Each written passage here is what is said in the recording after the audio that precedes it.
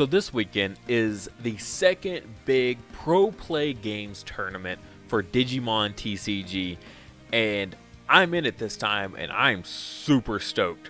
So I'm actually going through the process right now of getting ready, preparing myself, and I was thinking, I'm sure others are probably doing the same or curious on how to do these things. So I figured, as a YouTuber, everything is content. So I'm going to go ahead and just throw out what I do to get prepared for a big, huge tournament. This applies for the Pro Play tournaments, as well as the other officially sponsored tournaments, as well as things like the $5,000 tournaments that are being prepared. This is what I do to get ready for big events.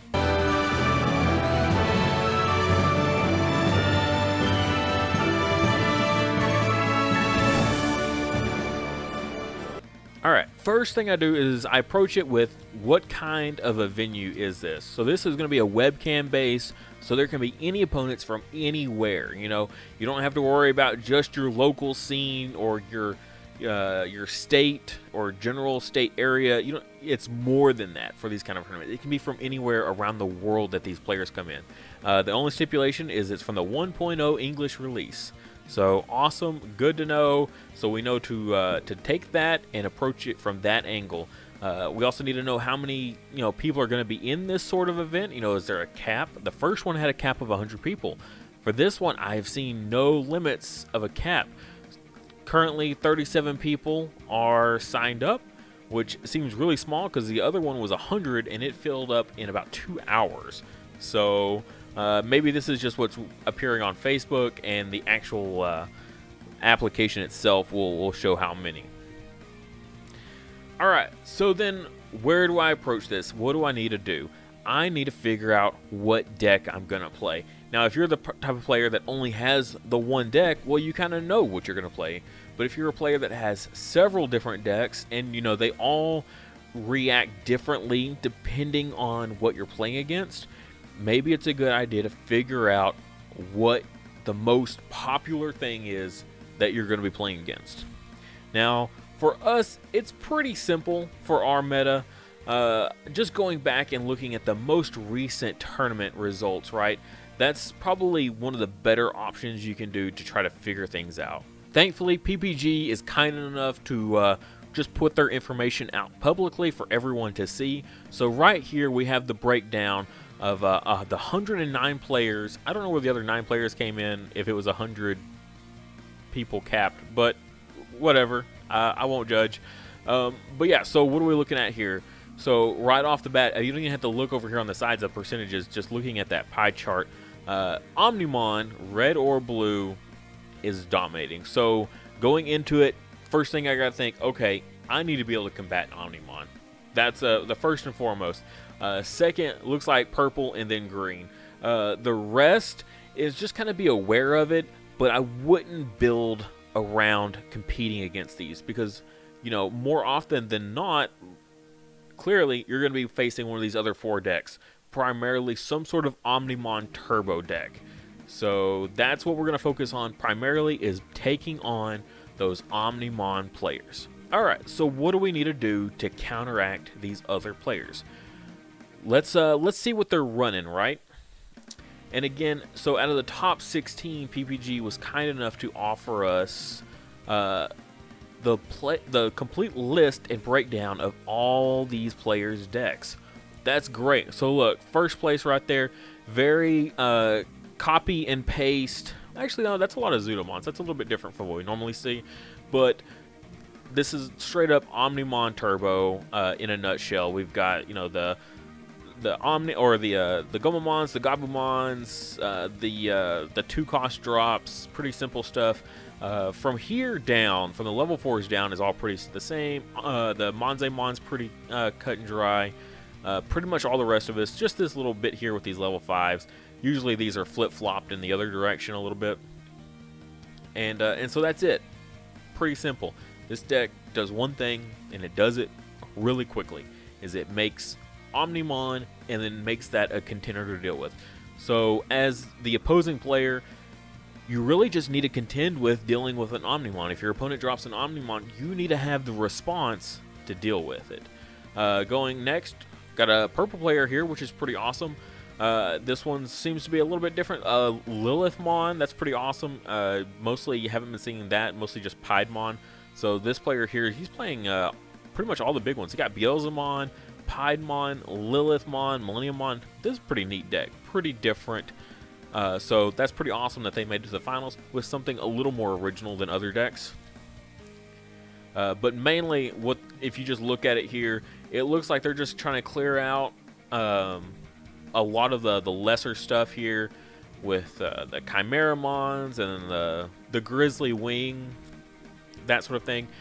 Just be aware of when you're playing against Trump players or purple players, be aware of the Trump swords. If you leave your Digimon, you end your turn, and they're unsuspended, then they're a prime target for Trump swords, so just be aware of that. Again, another blue player, same exact premise here. We've got all these really cheap options for Digivolving. This is a very copy and paste deck. Literally almost the exact build that I have going as well. So it just very quickly gets into Omnimon, and then you have to deal with that. And it can do it repeatedly because of how cheap it is to evolve into it. So just because you deal with it once doesn't mean that's it. So probably should have more than one way to deal with a single Omnimon in a fight. Going into the red players, it looks like they're doing the same thing, right? They've got those cheap evolutions, and they get into their Omnimons relatively quickly here. Red doesn't have the nice benefit of being a very draw heavy like blue is. I think that's kind of why it suffers. That's why blue probably placed first in this. First and third was blue. So that's why red is in the fourth place here with their Omnimon, is just because they can't do it quite as consistently, I feel, just because they can't draw into it. However, they have some other very scary things to contend with, and I think that's probably what keeps them in the game, as well as Gaia Force there. Just being able to delete anything at any time is just terrifying, especially if it's in security and they get to play it for free. And then here's the green deck here. Green is a tricky one. I really recommend playing against a green deck. And I'm going to go into more of that in a minute, but it's just a whole different play style compared to all the other decks. So definitely something you should play beforehand. And that's going to kind of wrap up like what our primary focus of dealing with. We're dealing with Turbo Omnimon, so super cheap. A lot of their stuff doesn't really do anything until they get into that level 6 and that level 7, and that's when those decks really start to come alive. So being able to play faster than them, so they already play extremely fast, so we gotta outpace them and start getting in there, doing more damage, getting more wide on the field, getting more monsters. I'm not saying play Rookie Rush against these kind of decks, but they do kind of stand out as a possible strategy. I'm not saying you have to play Rookie Rush, but going wide with your rookies during your match. So playing purple is a good method of dealing with that sort of situation. Also, do not play duplicates. So I see a lot of these builds, right? And I want to pull up this one in particular, right?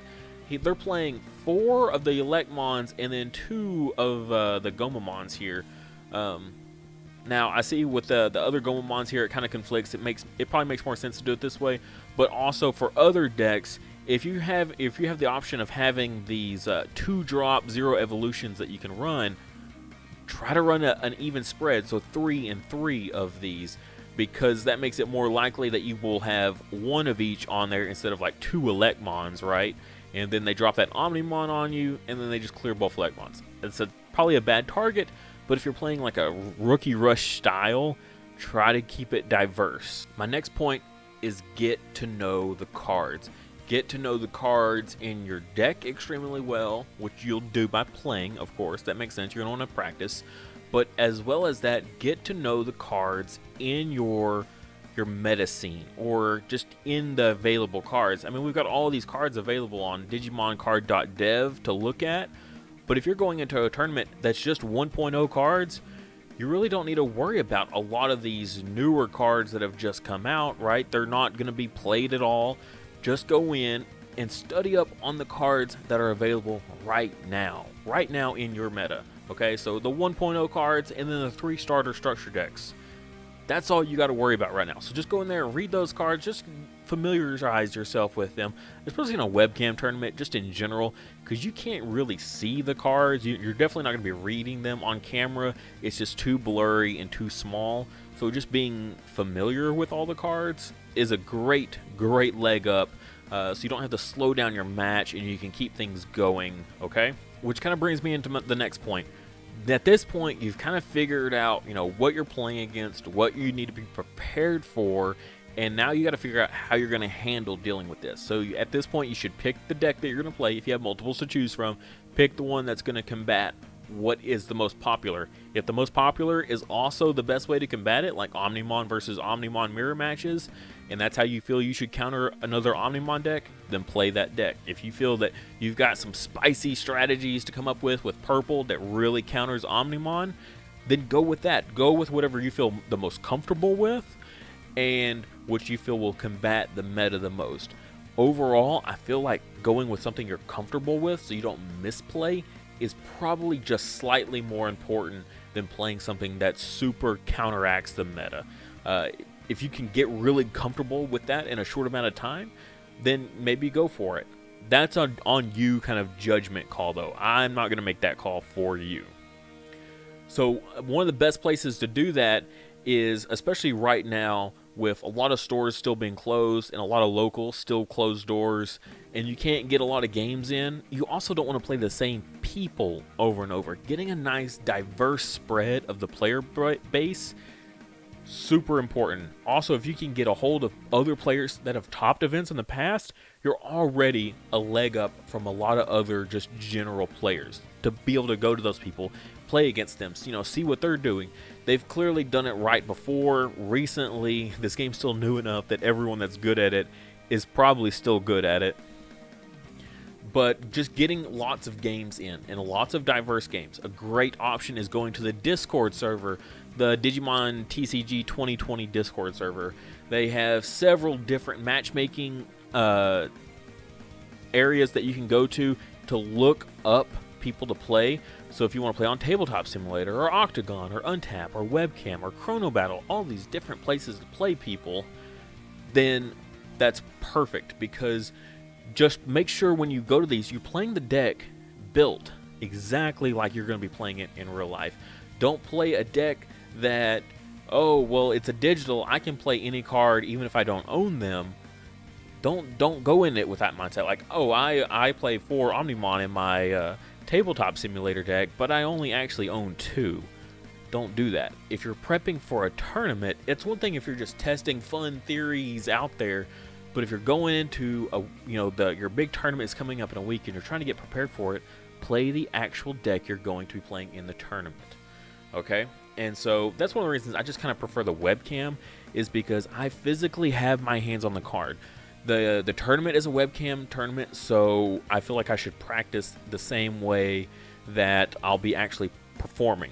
And just so often that when you're playing there, you might overlook your eggs, and you might not hatch one when you should in the right order, because you're getting too amped up to play that card in your hand that you're physically holding.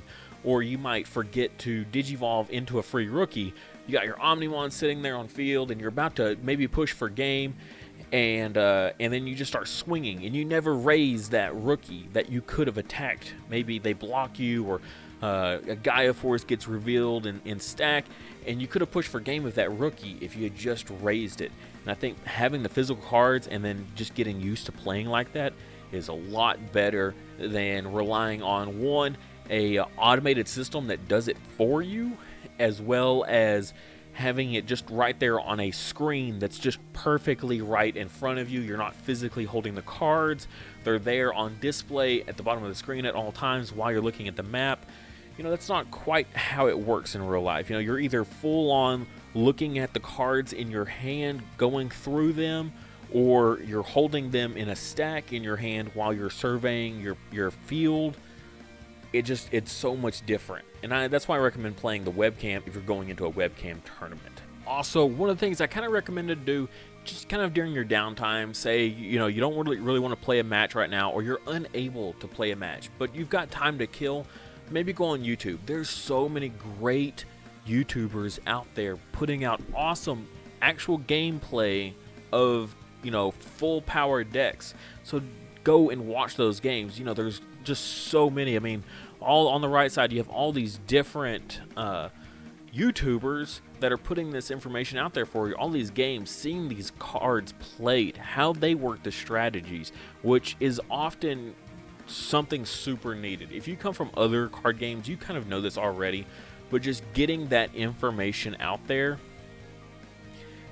and learning from it, seeing what works, what doesn't. So if you don't have to waste your time building up these decks that are completely wasted time for you. So you could have been playing, you know, this more optimal build, but instead you're trying to learn the bad ways to play, and you've wasted weeks of time that you could have spent playing something else. So going and watching these live matches of, you know, where they make mistakes, where their shortfalls are, and then you take that information and go and build upon it. Or say they got second place, like true champion Steven here, he got second place with his purple deck. Well, you know, listen to him talk where his shortcomings with it. You know, listen coming from someone that's already performed well, and then improve upon what they've already done. This is clearly a good foundation. You know, a tournament winning deck or a top placing deck, and see, you know, you don't want to necessarily just copy it card for card. While you can do that, the meta changes, right? Someone sees that's the top deck, and next thing you know, they're going to build a deck that counters that top deck. So if you go in there playing that copy and paste deck, people are already going to know how to stop that deck. Just like the Omnimon, just how I was talking about the Omnimon. You got to have ways that counter the Omnimon strategy. And that's kind of where you got to kind of bring it all together, right? You got to take this foundation that someone else has already, unfortunately, someone else has already established, and then you go and take your crazy, spicy ideas, right? And then you combine them together, and you make this new deck that no one's really seen before, or it, you know, has a better cohesiveness than that former deck did. It had a good base to it, but some of the, 5 or 10 cards in it were kind of questionable, and you go in and change that up. And now you've got this deck that performed very well, and you've improved upon it, and then you go and take that, practice with it, make sure that those cards that you changed in are worth it, and then practice. I know that's like an age-old saying, but there's a reason it's an age-old saying. It's because people know what they're talking about. It's clearly set in stone that this is a good idea to do. So get those matches in. Go to the Discord server. Just post in there. People are doing it all the time. I do it all the time. I come in here and post looking for a 1.0 match. And sometimes you get a game in immediately. Sometimes you might gotta wait 20 minutes or so. But I usually have pretty good luck of getting in there relatively quickly every time I've tried it so far. So that way, day of tournament, you're ready, you're comfortable with that deck, and you've seen how it's a good way to get counters other decks. So you're ready to face whatever comes against you. Like I said, you've played that diverse player base on Discord, which you never know what you're going to come across. Some wild, crazy ideas that people have, or the stereotypical Omnimon Blue Turbo.